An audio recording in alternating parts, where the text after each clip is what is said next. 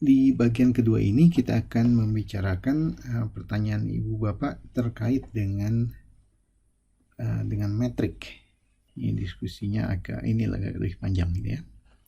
Oke, jadi ini pertanyaan-pertanyaan dari Ibu Bapak. Oke, pertama mungkin beberapa pertanyaan yang bisa dijawab dengan cepat. Nanti saya jelaskan lewat gambar, lewat animasi maupun itu selanjutnya. Oke, bagaimana cara menentukan penggunaan rumus metrik dalam soal? Bagaimana memilih mungkin ya? Ini sih tergantung mana yang lebih convenient dipakai Pak dalam hal ini. Tapi yang diperlukan adalah konsisten. Sekali kita menggunakan satu metrik dalam satu soal tertentu, ya kita gunakan metrik itu gitu ya, tidak yang lain di sini. Cara menghitung jarak ya bisa dikatakan seperti unit juga gitu ya. Kita bisa mengukur lewat meter, lewat depa, lewat apa gitu untuk ukuran panjang kan ya. Jadi itu. Nah, yang penting di sini adalah metrik ini adalah metrik yang konsisten satu sama lain. Artinya konsisten itu apa? Konsisten itu tidak berarti jaraknya diukur pakai jarak satu dengan jarak kedua hasilnya sama. Bukan angkanya yang sama, tapi kedekatannya yang sama. Jadi yang jauh menurut jarak satu tetap jauh oleh jarak dua. Yang dekat oleh jarak satu tetap jauh oleh jarak dua. Itu yang kita sebut sebagai konsisten gitu ya. Ya teknisnya memang ada kesamaan yang harus dipenuhi, tapi kita tidak bicara sampai situ. Jadi itu tentang, sebetulnya ada banyak lagi metrik yang bisa kita gunakan ya.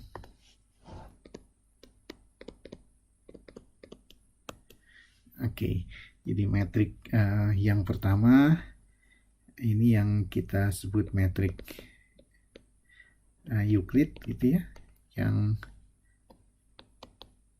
jarak 2 titik itu kita hitung selisihnya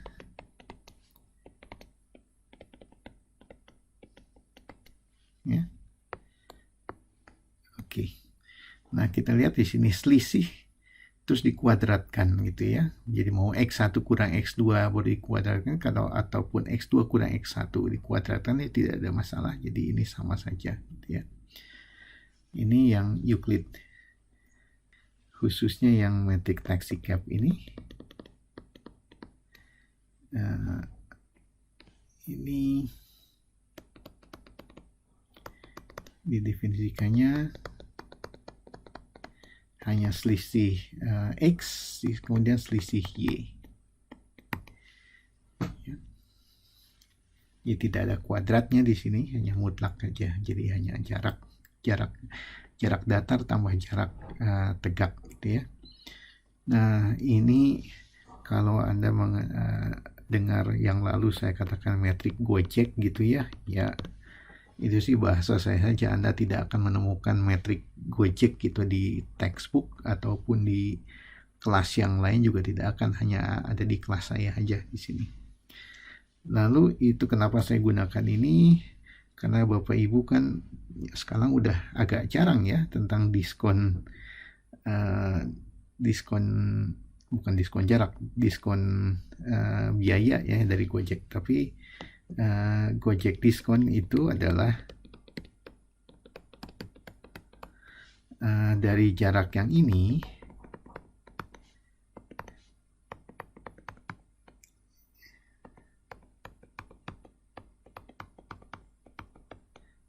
ini mutlak, kita ambil yang maksimumnya saja. Oh, kenapa diskon? Kan kalau kita hanya mengambil salah satu saja, X saja atau Y saja, pasti kurang dari jumlah ini.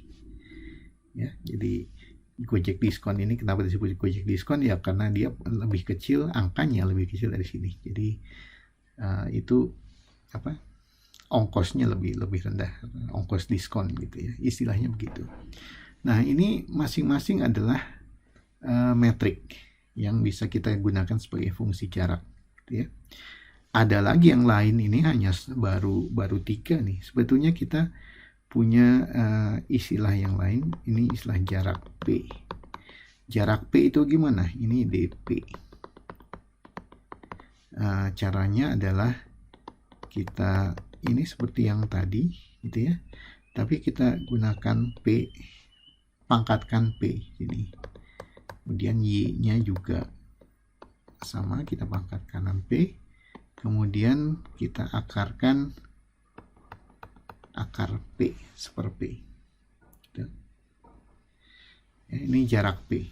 Ini juga metrik. Kenapa metrik? Bisa dicek dengan sederhana sini bahwa ini tidak negatif. Ya, kita lihat sini.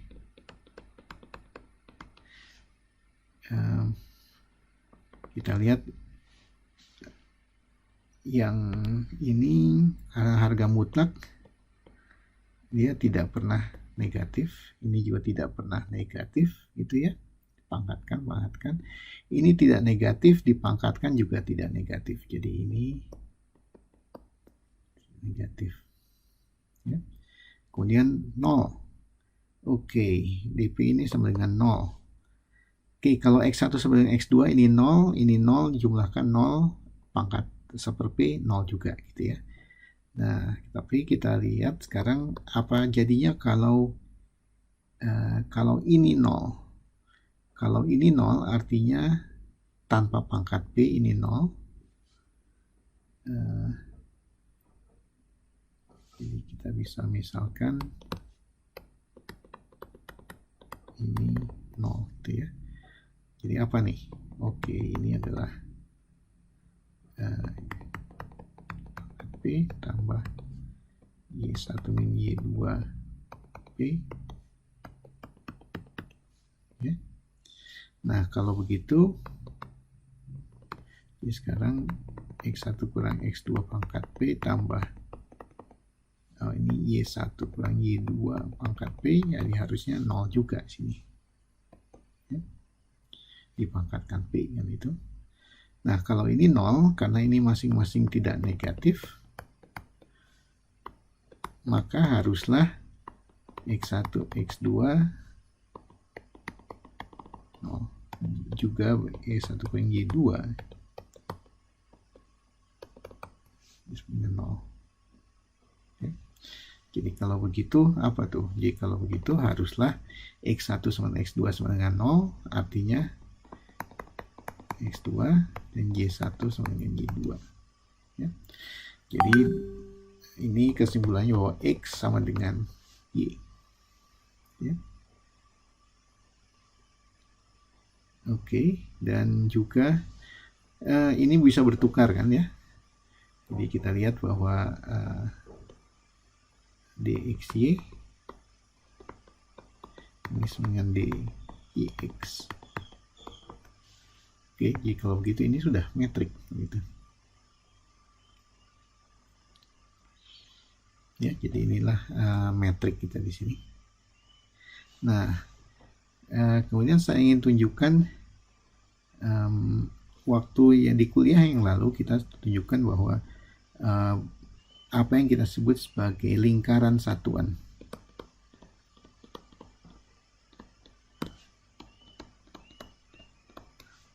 Ya, jadi ini adalah berpusat di 0. Ya, jadi ini apa? Ini adalah himpunan semua titik XY gitu ya, yang jaraknya ke 0, ini vektor 0 gitu ya, ke titik XY ini dengan 1 ya. Kita gambarkan sini, kita lihat simulasinya dalam Maple gitu ya. Oke, ini saya kuadratkan aja ya. Jadi oh iya, saya mesti mengatakan dulu di sini bahwa dan jalan P ini, saya mesti mengatakan P-nya ini haruslah paling sedikit 1 gitu ya. Jadi tidak bisa kecil 1. Ya tidak harus bulat juga, 1,5, 2,5, 1/3 boleh-boleh juga gitu ya. Dan kita lihat bahwa jarak taxi cab ini adalah D1 ya. Ini adalah D2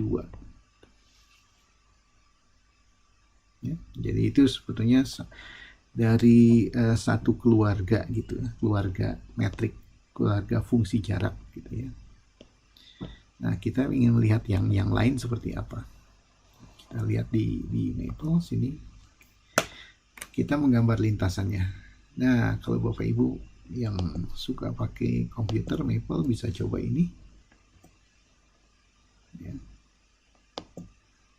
Oke, jadi ini yang pertama. Jadi saya memplot ini jarak di Euclid gitu ya. Ini jarak P-nya sama dengan 2 sini.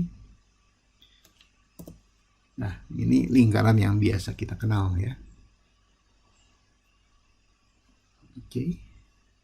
Nah, sekarang gimana kalau P-nya 5/2 di sini?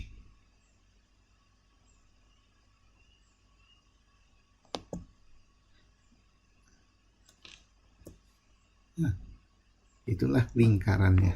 Oke.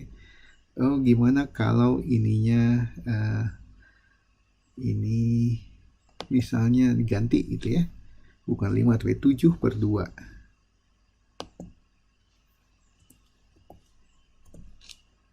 Nah, bisa lihat apa bedanya gitu ya.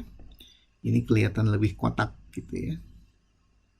Dan berapa kalau 9/2 gimana?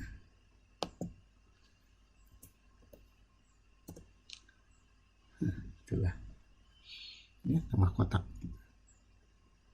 ini. Dan gimana kalau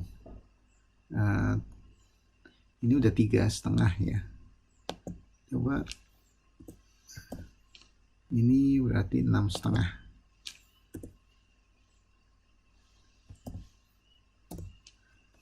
Tambah kotak ya. Jadi itulah gambarannya apa yang kita sebut sebagai lingkaran satuan untuk berbagai jenis fungsi jarak ya. Jadi bolanya itu lingkarannya tidak selalu begini, tidak selalu bulat gitu ya. Tidak selalu bundar ya. Semakin kotak. Jadi sekarang kalau Bapak Ibu ingat,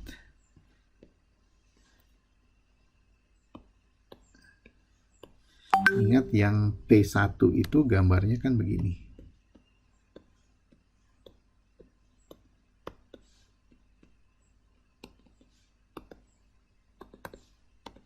Ini P sama dengan 1 ya.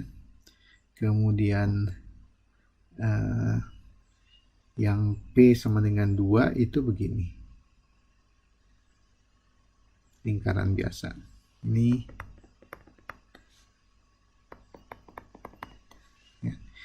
P sama dengan 3 ya, kira-kira begini. Lebih kotak di sini. Ya. Ini P sama dengan 3.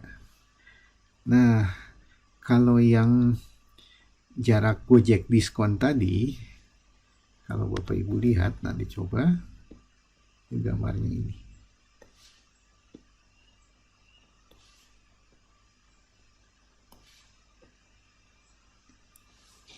Ya. Ini Gojek diskon.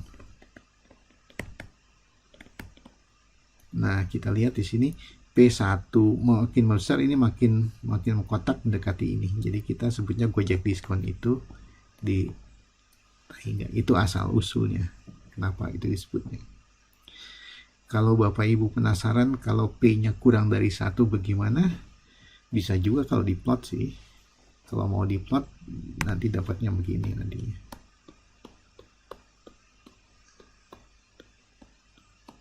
Ya. Ini adalah P kurang dari 1 di dalam. Jadi ada tak hingga banyak fungsi jarak, bukan cuma 3 itu aja. Oke. fungsi jarak. Nah,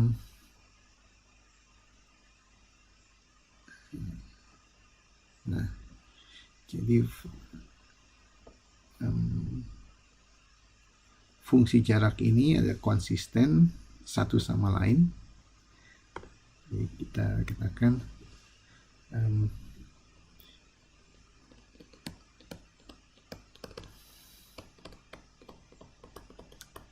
D1, D2 konsisten, ekivalen.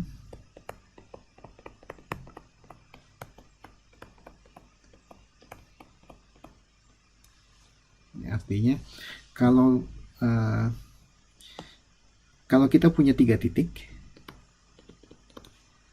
mestinya jarak 1 terhadap ini lebih kecil dari jarak X ke Z gitu ya. Jadi Z itu jaraknya lebih jauh daripada ke X daripada Y gitu ya. Ini berlaku hanya jika di jarak ini pakai jarak 1, pakai jarak 2 juga hasilnya sama.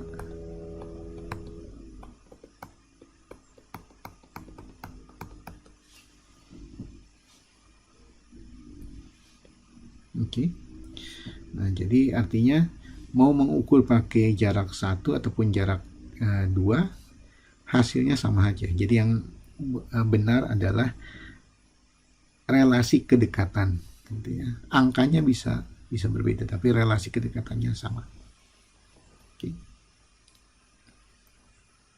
Itu ceritanya.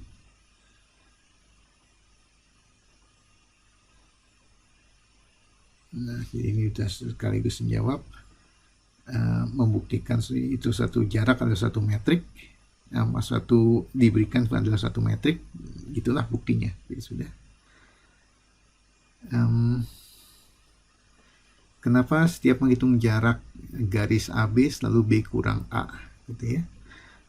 Kebiasaan saja sebetulnya. Tapi setelah itu itu kebiasaan karena biasanya kita menghitung titik akhir kurang titik awal gitu ya, itu kebiasaannya. Walaupun kita punya sifat metrik adalah komutatif, mau dari awal kurang akhir atau kurang akhir kurang awal juga hasilnya sebetulnya sama. Itu lebih ke kebiasaan aja. Yang berikut, yang ini terus terang saya ini tidak mengerti pertanyaannya. Metrik Euclid tidak sama dengan jarak dua buah vektor. Apa yang dimaksud dengan jarak dua vektor?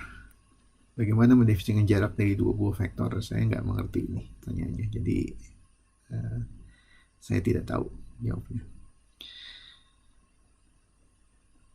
Oke. Ada dua jenis metrik yang dijelaskan, metrik Euclid dan metrik taxicab gitu ya. Dari penjelasan tadi sebetulnya bukan hanya dua, malah ada tak hingga banyak gitu ya. Kekurangannya tidak ada. Sebetulnya kita menggunakan metrik tergantung situasi saja, mana yang biasanya yang lebih gampang, itu aja.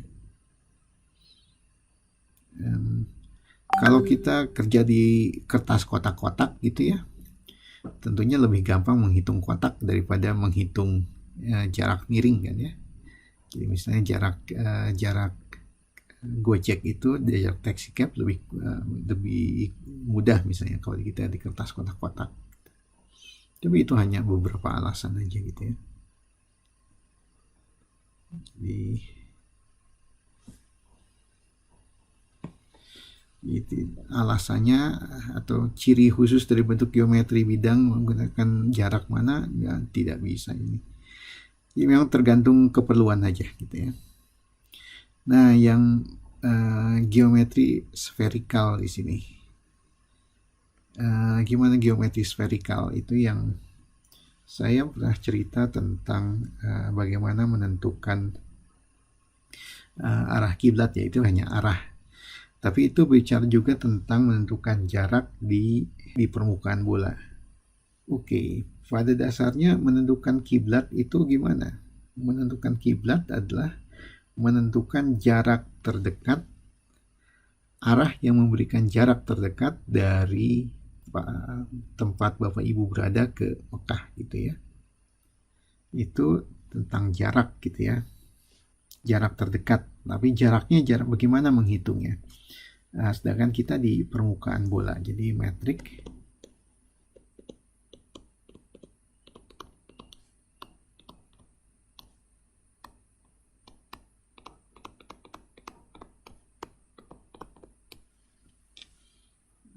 metrik pada permukaan bola.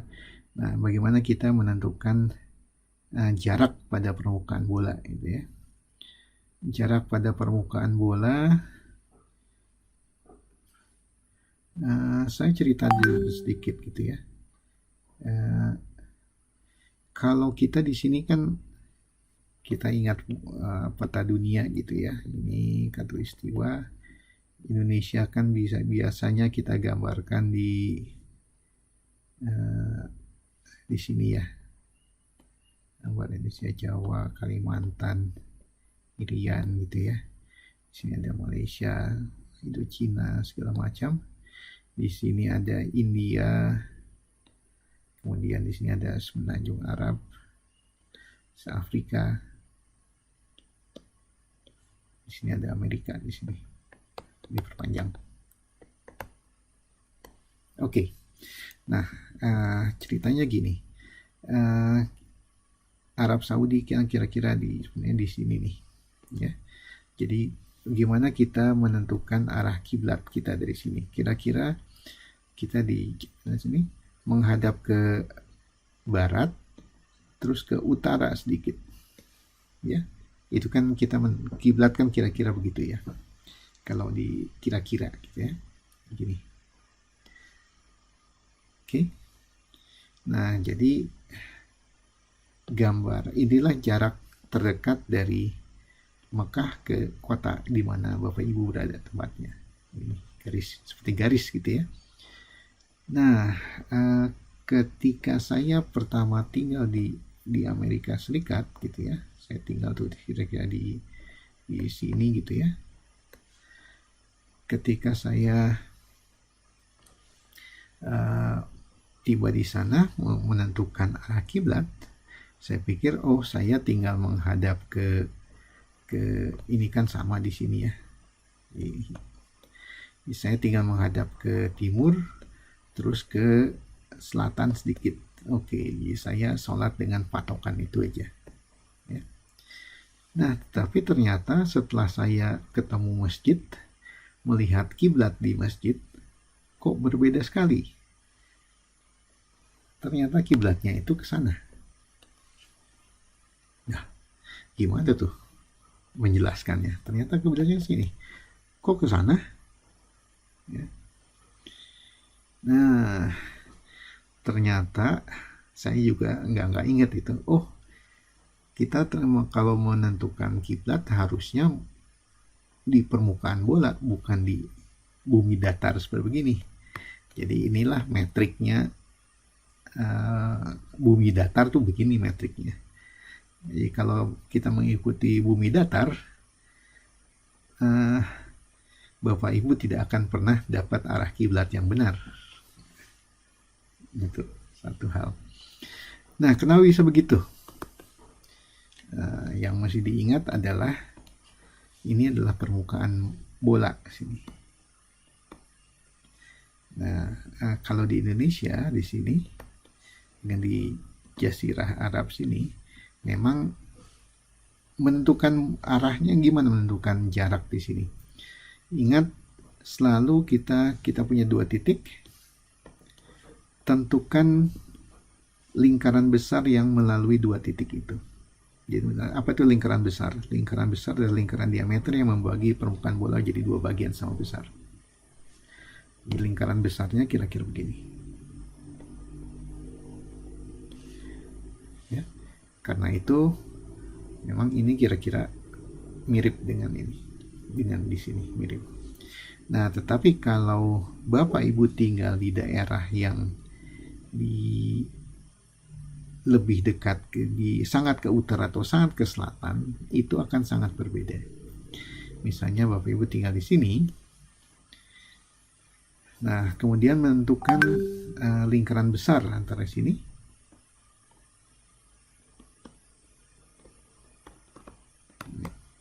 Lihat bahwa jaraknya sekarang adalah yang ini atau yang ini. Tentukan mana yang kecil. Ya, kelihatannya ini. Ya. Ini yang terjadi ketika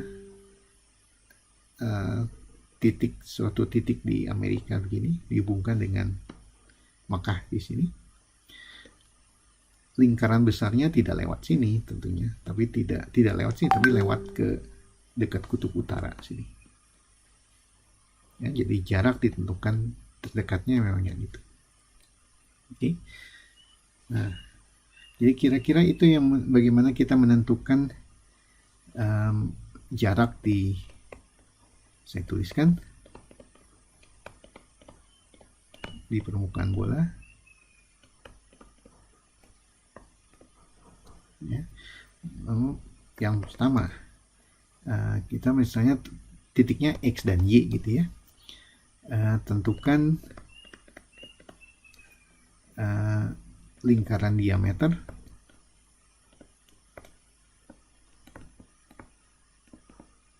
yang melalui X dan Y. Ya. Hanya ada satu, karena ini juga memenuhi aksioma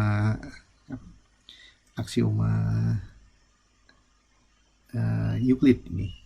Ya. Setiap sepasang titik menentukan satu garis. Gitu ya. Jadi garisnya itu lingkaran diameter garis. Oke. Kemudian, nah dari lingkaran itu kan tinggal ada dua jaraknya, mau menentukan yang atas atau yang bawah. Ya. Ambil yang terkecil.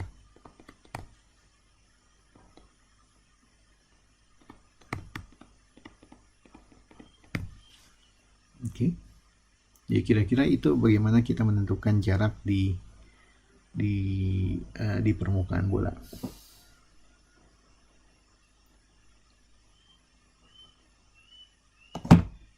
Oke, pertanyaan selanjutnya.